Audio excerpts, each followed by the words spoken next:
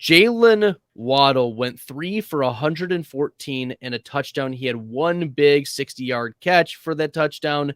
Other than that, a pretty pedestrian day. Under 50% completion percentage. It seemed like he was really bottled up in this game, despite the wide receiver 7 finish on the wheel. He has a lot of upside, and all it takes is one or two big plays from Jaylen Waddle to make your day and make it worth it. So you're going to put him in.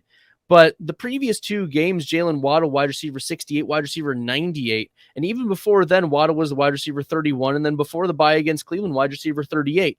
So big playability for Jaylen Waddle. There was mostly a busted play on this one.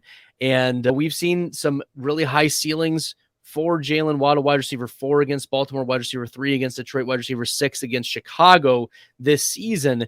But we've also seen some scary floors. I mentioned the most recent games against San Francisco and the Chargers, but also against Cincinnati and the Jets. And those are pretty difficult secondaries to play against.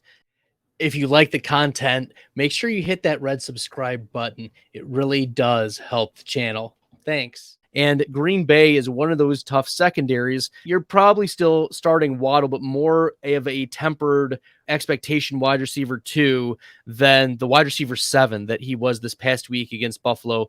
There's not a high level of confidence that he will hit the upside, but it's there. And if there's a player in the wide receiver 2 realm that can do it, it's Jaylen Waddle, as we just saw in this week 15 game against Buffalo.